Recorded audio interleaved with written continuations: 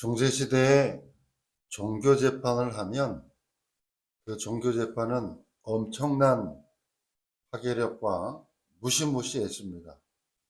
그래서 없던 죄도 만드는, 지금 이 시대에도 교권 싸움은 어마어마하게 심히 막강합니다. 그래서 그런 것뿐만 아니라 일반 재판들도 마찬가지지요. 잘못을 하면 그것에 대해서 세세하게 조사를 하기 때문에 엄청난 어렵고 힘든 것이 바로 이 재판이죠. 오늘 이 본문에도 보니까요, 아주 급박한 상황입니다. 예수님이 드디어 잡히셔서 공의 앞에 서는 그 상황 속에 이제 멀찌감치 26장 56절에 보면 제자들이 다 예수를 버리고 도망을 갔습니다. 그러나 베드로는 58절에 보니까 베드로가 멀찍이 예수를 따라 대제사장의 집들에까지 가서 그 결말을 보려고 안에 들어가 하인들과 함께 앉아 있더라.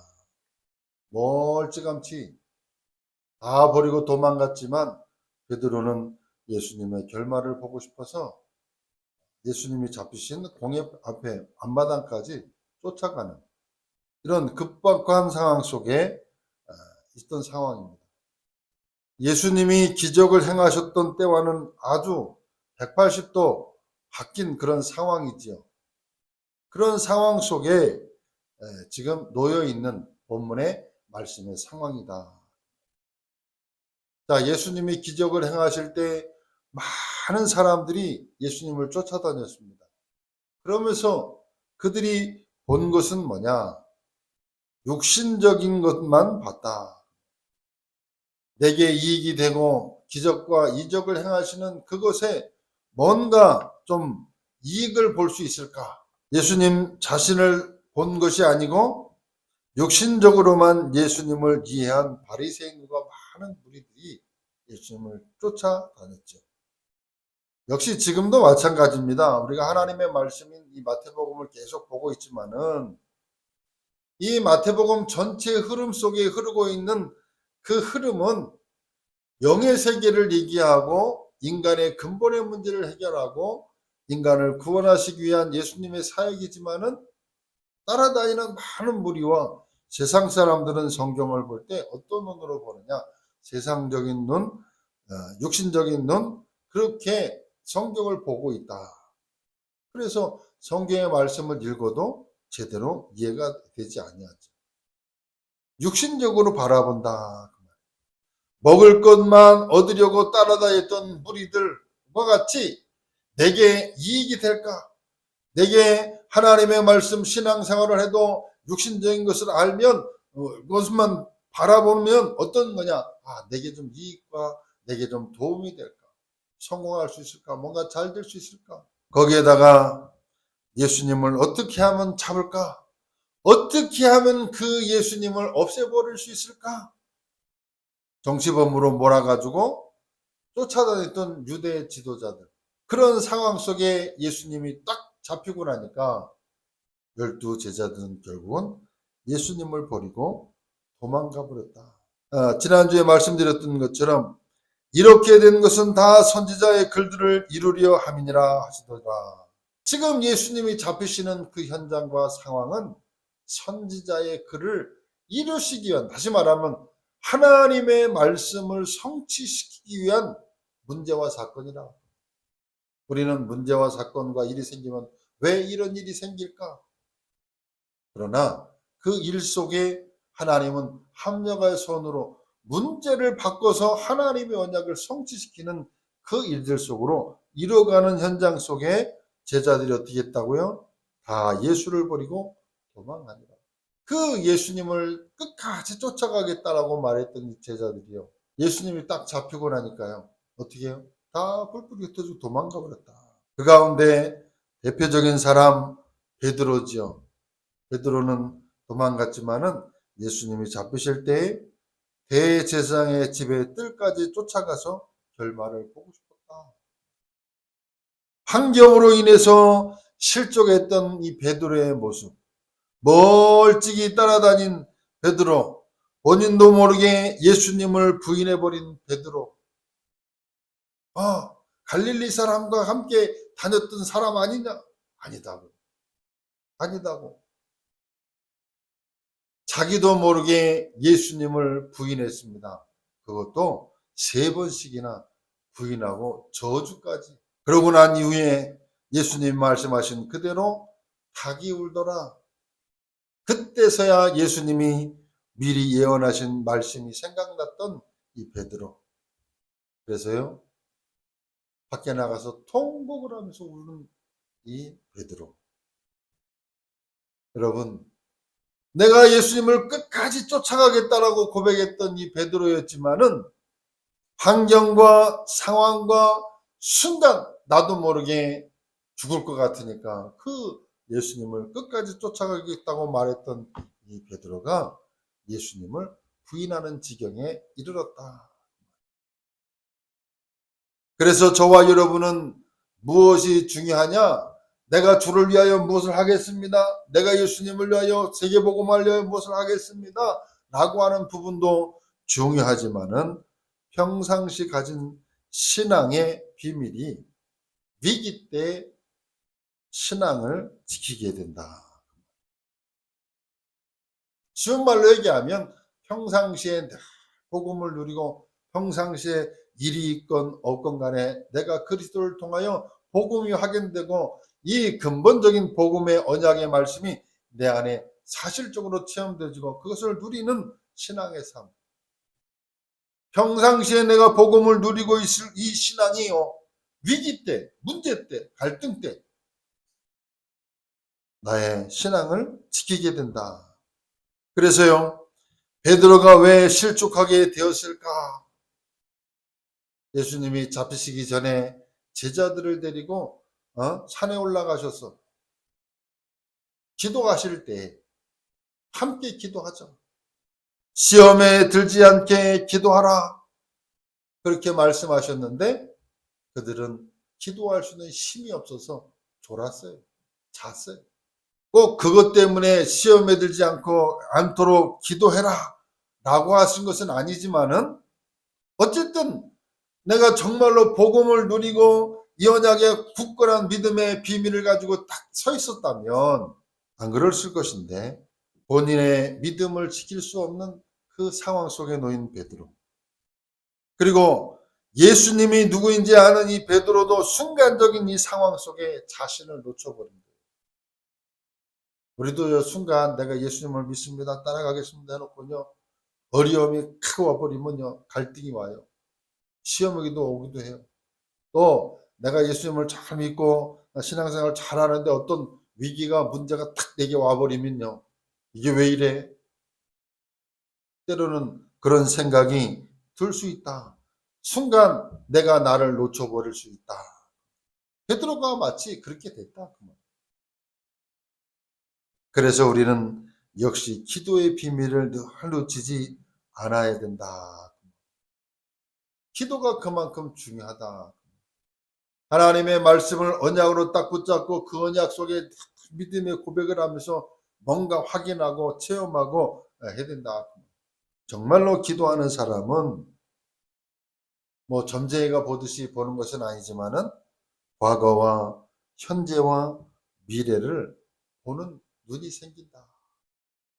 평상시에 내가 복음을 누리고 그 언약 속에 기도 속에 내가 세계복음화를 놓고 나의 미래와 300% 전문성을 놓고 딱 보고 있으면요, 보인다면 나에 대해서, 현장에 대해서, 미래에 대해서 기도하면서 하나님을 바라보면 은혜 속에 내가 쭉 믿음의 길을 걸어가면요, 나의 미래가 보인다. 기도 속에서 300%의 축복을 누리고 있다가 보면 미래가 보인다. 이것이 안 되면요, 평상시에 기도하는 그 기도에 힘이 없으면 어떻게 되느냐? 문제가 딱 생기면 시험에, 불신앙에, 갈등에 딱 넘어진다. 어려움에, 시험에 들게 된다. 뿐만 아니라 영적으로 하나님이 계신 것을 믿는 저와 여러분은요, 뭐가 있는 것이에요? 사단과 흑암이 있다는 사실을 아시죠. 정말로 복음 운동하고 말씀 운동하고 생명 운동하기를 결단하고 저와 여러분이 그런 마음을 가지고 움직인다면 반대로 사단도 발악을 하고 있다는 사실을 알고 있어요. 그래서 늘 기도 속에서 성령 충만, 늘 기도 속에서 보좌의 축복을 누리는 이 비밀, 기도 속에서 나의 신분을 확인하고 나의 영적인 배경을 확인하고 누리면서 우리 교회가 가야 될 방향, 내가 가야 될 방향, 우리 교회가 가야 될 방향, 시대를 읽는 눈, 그거를 기도 속에서 쭉 기도하면 하나님이 보여주시고 알게 하신다. 교회사가 늘 그랬던 것처럼, 역사가 늘 그랬던 것처럼 믿음의 사람과 영적 사람과 복음운동과 흑암의 싸움은 늘 지금도 가고 있다는 사실. 어찌됐든 간에 사단은요, 복음운동, 생명운동, 말씀운동 일어나는 것을 방해한다. 그것을 알고 교회사를 보면서 역사를 보면서 우리가 깨달아야 된다. 그러나 복음은 반드시 언약하신 그대로 이루어지고 있다는 사실을 또한 우리가 알고 그 언약의 말씀을 붙잡고 믿음 안에 딱 서야 돼.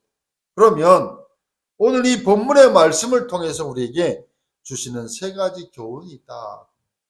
첫째는 뭐냐 하면 우리는 정말 기도하는 중에 하나님의 계획을 알아야 된다.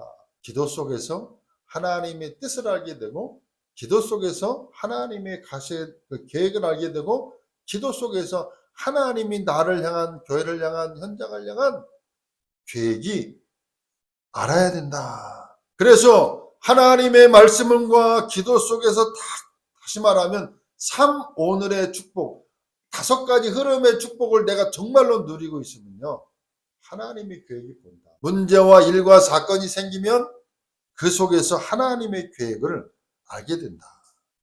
그렇지 아니하면요, 크고 작은 일 속에요, 우리가 흔히 말하는 성령의 인도를 못 받아요. 인도를 못 받으니까 나중에 깨닫고 알게 된다. 복음 알고 기도하면 하나님의 계획을 알게 된다. 우리가 늘 하나님의 말씀, 강단의 말씀, 언약을 딱 붙잡고요, 기도 속에서 쭉 하면 하나님의 계획을 알게 하신다. 자, 우리가 첫 번째로 정말로 기도하는 사람은 하나님의 계획을 아는. 두 번째는 뭐냐? 본문의 말씀을 통해서 우리에게 주는 교훈은 뭐냐? 사람은 결국 믿음의 대상이 아니다는 거예요. 어떤 면에서는 나 자신도 믿을 수 없을 때가 있다. 저는 그걸 참 많이 느껴요. 내가 나 자신에게 속을 때가 많고 내가 나 자신에게 지잖아요. 그렇게 연약한 사람이다. 나 자신도 믿을 수 없는 그런 상태에 놓일 때가 있잖아요. 그런데 사람을 믿는다? 불신자는 하나님도 안 믿고 사람을 믿지 않는다. 여러분, 사울왕은 자기 욕심 때문에 뭐예요? 사위를 죽이려고 한다.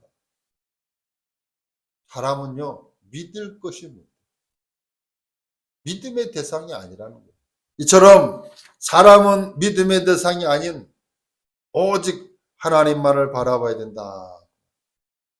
세 번째로 깨달아야 될 교훈은 뭐냐 하면 예수님을 부인하는 정도가 아니고 저주까지 하고 3번씩이나 부인했던 이 베드로. 그 베드로를 예수님은 버리지 아니하시고 찾아오셨다는 사실. 마태복음 16장 16절에 고백을 했던 베드로, 주는 그리스도시요 살아계신 하나님의 아들이십니다 라고 고백했던 이 베드로에게 예수님은 3가지 축복을 허락했어요. 그 반석 위에 내가 내 교회를 세워 음부의 권세가 이기지 못할 것이고 내가 천국 열쇠를 주겠다라고 하는 어마어마한 축복에 받았던 이 베드로.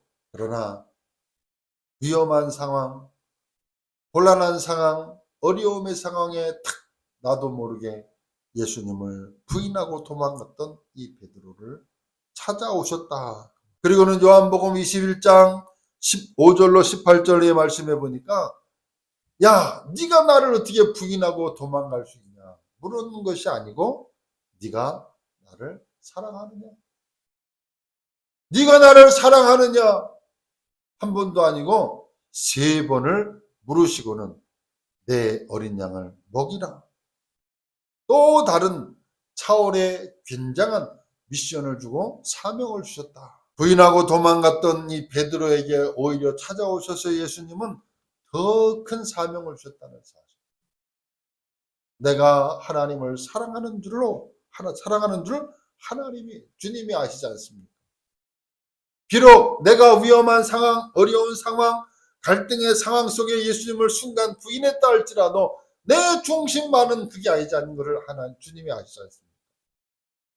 그럴 때 내 어린 양을 먹이라고 하는 사명을 주셨다. 오히려 더 큰 사명을 주셨어요. 마태복음 28장 16절로 20절 모든 족속에게로 가라. 마가복음 16장 15절로 20절 말씀해 보면 만민에게로 가라.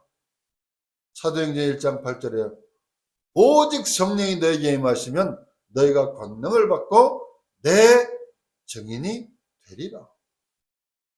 어마어마한 사명의 메시지를 주셨다. 무슨 말입니까? 그리스도를 아는 자는 절대로 주님은 버리지 아니하신다는 사실. 우리는 자꾸 인간적으로 하나님을 생각을 해요. 인간적인 방법으로 복음을 생각한다. 내 기준으로 하나님의 말씀을 자꾸 재단한다. 그게 아니고 우리가 비록 연약하다 할지라도, 우리가 때로는 불신앙한다 할지라도, 우리가 때로는 저거 한다 할지라도 내가 주를 그리스도로 고백했다면 영원토록 주님은 우리를 버리지 아니하시고 우리와 함께 하시고 우리에게 정말로 새 은혜를 날마다 더해 주신다는 사실. 그리스도 아는 자는 절대로 버림을 당하지 않는다는 사실. 사실로 말할 것 같으면 우리가 베드로가 예수님을 부인했다라고 이러쿵저러쿵 얘기하지만 실상 내가 나를 보면 베드로보다 더 예수님을 부인할 때가 우리에게 더 많지 않습니까? 괜찮습니다.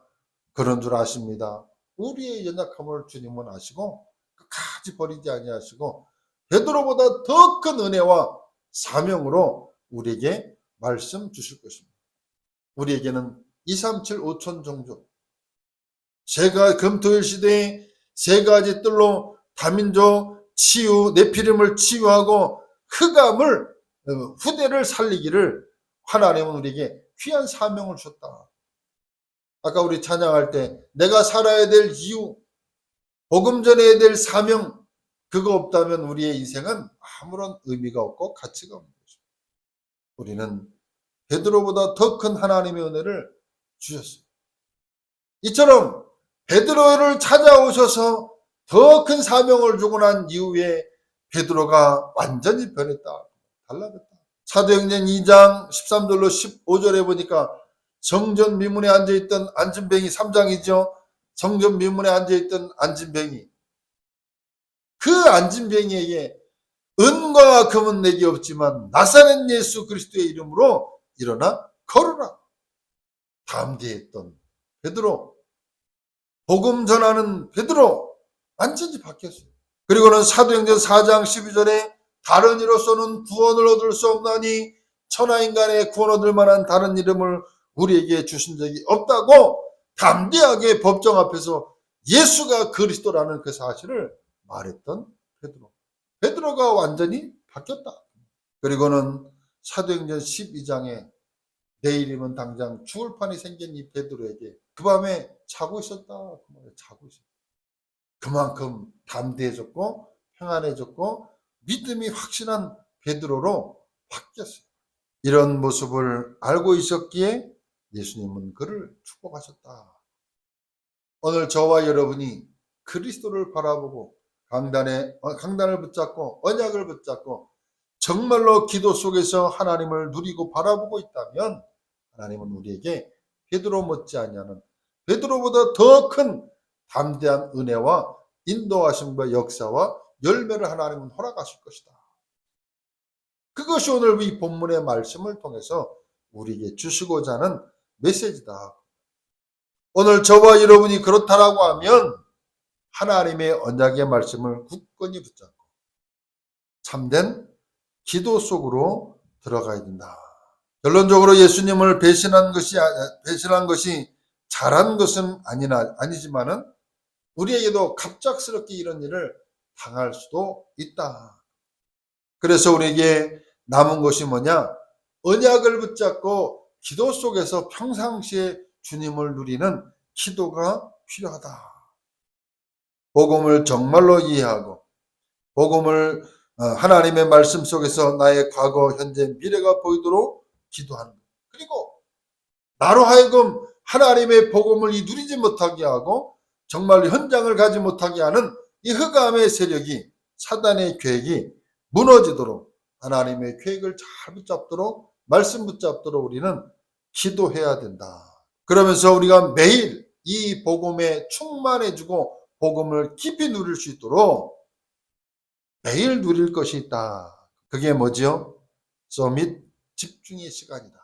다시 말하면 무엇이 되고 안 되고 상관없이 하나님을 바라보고 하나님이 주시는 그 은혜의 힘을 누릴 수 있도록 세상이 줄 수도 없고 알 수도 없는 하나님이 주시는 힘, 서밋 집중의 시간을 가지시라. 그 서밋 집중의 시간을 통해서 우리에게 주시는 서밋 목표가 뭐냐? 300%입니다. 나에 대해서 전문성, 현장성, 미래성, 나에 대해서 100%, 현장에 대해서 100%, 미래에 대해서 100%. 그것을 서밋의 목표라 그 말. 하나님은 저와 여러분을 축복하셔서 최고의 축복의 자리에 쓰시려고 하나님은 계획하고 계시다. 그 은혜와 축복을 누릴 수 있는 서밋 집중의 시간. 그러면 서밋 응답의 축복이 우리에게 오는데 5 흐름이 보인다. 말씀, 기도, 전도와 한 지역과 한 나라에 대한 흐름이 기도 속에서 보인다. 저와 여러분은 서밋 신분이지요. 파수꾼입니다. 나를 살리고 교회 살리고 현장 살리며 시대를 살릴 수 있는 파수꾼. 여러분, 파수꾼이 절면 그 성은요 함락당하는 겁니다. 여러분은 파수꾼이다. 그래서 서밋의 권세 기념비를 남기는 거예요. 작품을 남기고 기념비를 남기는 거예요. 그러면서 현장에 가면 모든 현장에 답을 주는 거예요. 그리고 선교죠. 서밋의 선교 3캠프를 합니다. 날마다 성령의 인도를 받는 겁니다. 그러면 성령의 역사, 성령의 열매가 우리의 삶. 이 축복을요, 여러 가지로 얘기했지만 한 가지로 매일 누리 서밋 집중의 시간을 통해서 하나님을 바라보고 누리고 힘 얻는 겁니다. 하나님의 은혜 안에 강한 믿음의 사람으로 딱 세워질 때 정말로 하나님은 여러분을 축복하셔서 여러분을 부르신 그 사명의 길을 가게 하실 것이다. 이 축복을 누리는 우리 주원교회 모든 성도들 되기를 예수님의 이름으로 축복합니다. 기도하겠습니다. 하나님 감사합니다.